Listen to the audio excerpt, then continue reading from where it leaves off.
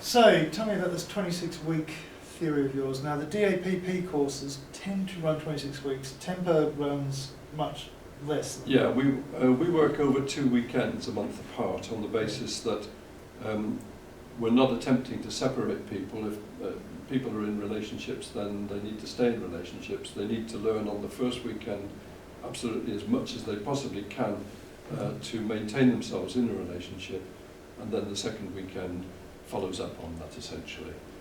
26 weeks, I've always been a little bit amazed at why that amount of time. And 26 weeks, quite often, of 2 hours a session, of two sessions a week, so it's 4 hours. I don't think that they'll be doing 26 weeks with double sessions in a week. I mean, you might know differently from that. I think this is a way to try to intensify the work, because high-risk individuals are being more and more deemed as needing intensive work. Okay, but I think the underlying principle is about separating a family. Okay, so splitting a father off from the mother and the children, and very recently on a risk assessment course I was on, I heard that the risk diminishes after 26 weeks of separation. Now, I'll have to go back and check on the statistics of that, but that would seem to say that there was some underlying reason for it being 26 weeks long. I'm a little bit dubious about it. And one of the original programmes was the Change project, which ran in Scotland. That ran, I believe, for 16 to 18 weeks at 2 hours. They also had very, very poor, something like 6 completions a year. I think 42 completions in the 6 years that they were running, so 7 completions a year. That's right, yeah. What happens to all these people who don't complete? Well, that I don't know, but I assume that those that are involved in the court system go back to court and then they don't get any contact with their child. You know, the judge in the case which we were talking about a little earlier was saying that he didn't want to risk the father being booted off a DAPP course for whatever reason, and then being prevented from having contact with his children who were, in a sense, screaming out for contact with their dad, and vice versa. So, sorry, I distracted us somewhat. You were saying the 26-week period seems to be a third element into this. That the 26 weeks is actually a cooling off period for the relationship. A dividing period for the relationship. I don't think it's about cooling off. I think it's about causing division in the relationship. Okay. So yeah, I think that would be my take on the process of that. If we go back to Miss Hawley, you know, violent men are all the same and they won't change. The only thing to do is for a woman to leave, and you know, this would be a way of applying the wedge, and also the opportunity for there to be no further contact or no future contact for the children with their father. Now, obviously this is more attuned to a relationship between the father and the mother. Yeah. We're not talking in this case about any instances where there's any abuse of the children directly by either parent. Is that right? I think that can be muddled through, you know, cases where I've seen where we Yeah. don't work directly about child abuse with the individual, but the way in which we work, which again is very different from the other DAPPs, is that we explore what the individual's early childhood experiences were, because those are going to be formative of an awful lot of their behaviours. Yeah. Okay? Yeah. And so we would view that as being an absolute essential part. It would come under the sort of heading of developing the individual's autobiographical memory, so their picture of themselves. Okay, children get taken into care, and they will create a diary of themselves or their kind of timeline, so that they can see themselves in different states and in different places, and know to whom they're attached. Okay, so this autobiographical memory is a similar kind of process whereby an adult is taken back to look at in sort of little bite chunks at what's gone on for them. Okay, and for us that actually begins to unwrap their emotional, main emotional drivers in them as well. Okay, so if you've had a disgraceful experience at the hands of a parent, then you're likely to have strong feelings of disgust for that parent. Okay, Mm-hmm. and that tends to get cast over onto the gender of the parent as well. So if you've been badly abused by a mother, then you will tend to have problems with women. If you've been very badly abused by a man, then you're going to have problems with men. The things will spill over according to the gender. If you've had a very successful relationship with a dad or a father, then you will tend to want to repeat that. If you've had correspondingly very good relations with a mother, then you will tend to want to repeat that. Mm. When the emotion of trust, okay, is badly destroyed, then the emotions which predominate then are anger and fear. Okay, with a good healthy dose of disgust. It's interesting how you've used the term disgust. Yeah. That's really quite interesting because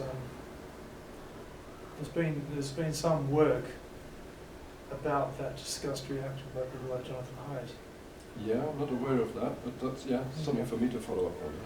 Yeah, I'd definitely have a look into that. Yeah. Actually, he was talking about conservative liberals and other mechanisms, but he's actually done some pretty interesting work into the psychology of disgust. Yeah. And how it's it is an emotional reaction to protect against disease. Essentially. Yes, and foul food and everything, which Yeah. is disgusting. Yeah, that's right. Yeah.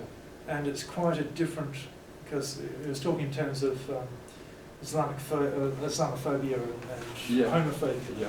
What it actually is it's not fear, it's disgust. It's a different emotion, Yeah. and the reaction from disgust is actually much more violent. Yes, I think that's exactly right. Yes. Yeah. Yes. So, from our point of view, I can think of a case of a guy that could not permit his partner or ex-partner's name to be even written on our flip chart. So that was where he was in the foot, and he would not. It was almost like the kind of opposite of God, where you're not supposed to. God is unmentionable, therefore you're not supposed to use God's name. Yeah. She was on the opposite extreme of that, so that would be out of respect. Or and she was on the opposite side of that. Well, the Harry Potter one. What's the name of the wizard then? What's the name of the bad wizard? Oh yeah, I didn't get into Harry Potter. But he who can't be named. He who can't be named. Yeah, because the name is a power. It's so powerful. Yes, that's right. Yeah. So the particular guy I was talking about, of course, he came back and had done a complete about face and said, "I've now recognised that the woman that I'm talking about is actually the mother of the daughter that I love." Yeah. And I have to look at her in that kind of light. So that was something which just came spontaneously out of him. And within the 4 weeks between the two halves of the work, that problem had resolved itself within him. Wow. So we followed his requirement not to write the name on. So I think we put an X on the board or something like that. But so do you? So this is something that happened in 4 weeks. Yeah. And the DAPP focuses on 26 weeks. Yeah. But you can see perhaps how the result, the intention is to reach the same conclusion, that they will become desensitized to that disgust mechanism after 26 weeks, because it'll just fade. I don't think they've got an idea of a disgust mechanism. I think they've just got an idea of a move on.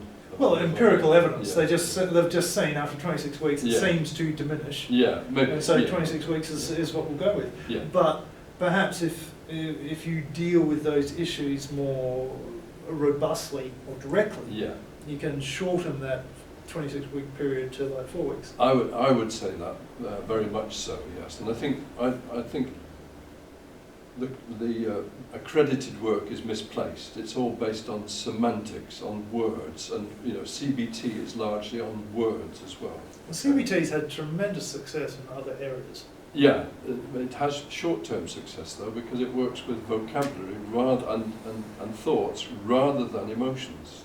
Okay, and it's quite true to say that that thoughts also stir emotions. Yeah. Okay, Yeah. but those tend to be secondary emotions. So the primary emotions, the reactive emotions, are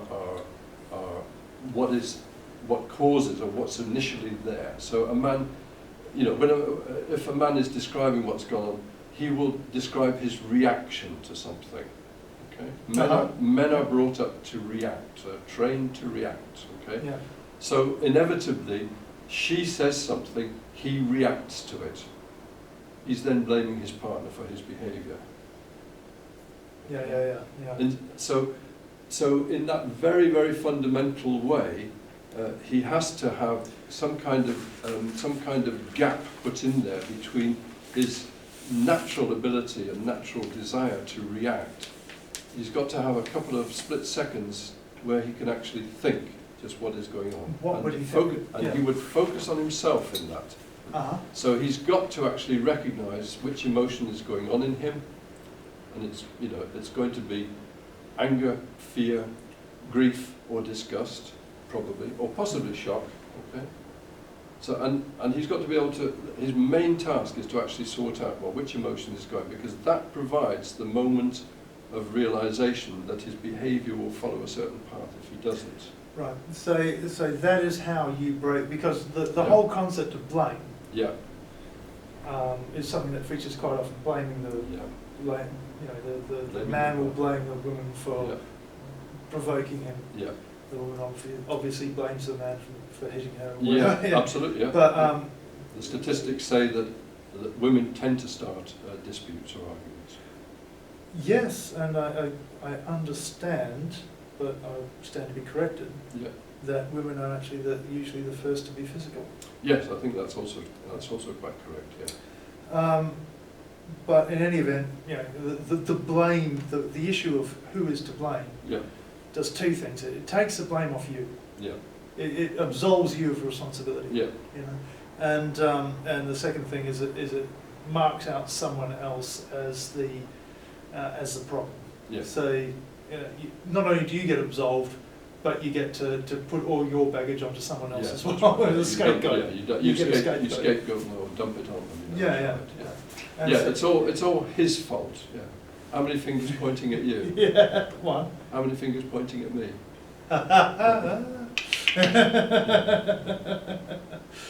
Yeah, this is true. I guess that is human reaction as well, but that's a way of not onboarding. That's a way of not being able to manage the situation, to resolve it, because if it's all someone else's fault, then you can't actually do anything about it. That's right. Yeah. Everything just gets moved backwards and forwards in a sense. Yeah. Not my problem, your problem. Not my problem, your problem. Yeah. And in a way, if we look at the much bigger picture, by omitting the fact that females can also be abusive or demonstrate abusive behaviours, if we don't do any work with them and we send them on the freedom programme for victims of domestic violence, what is that really saying to those abusive women that know that they're in that kind of position? I don't know. Well, there's nothing that you can do which is wrong. Yeah. Well, what do you take from that? Imagine if it was a guy, he hits a woman, and the guy's and the society around them goes, "Oh my God, I can't believe she pushed you to it." Yeah, that's right. What would you do? Yeah. And certainly, not what any men would expect, I think.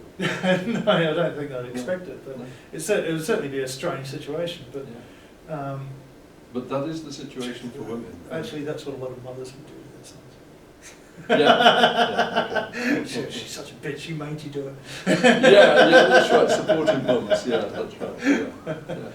Yeah, and these divisions do get brought into families in all kinds of different ways as well. Yeah, the cross-generational stuff. Yeah, well, you know, and you know, I mean, we're talking at the very extreme end of behaviours here, but it also happens at the very light end of behaviours as well. So, of individuals, you know, dividing people up, splitting people up, you know. I would tentatively suggest that it's actually that clannish stuff is more is more prevalent, or at least more present in where there's no overt physical interaction, where it's all behind, where it's all subtle, and it's all that's right. just I think that's when people really. But lots of. If someone goes out bashing, then everyone can say, "Look, this guy's an idiot." Yeah, you know. Yeah, but those things go on at all different kinds of levels as well. That's right. Yeah. All right. Well, I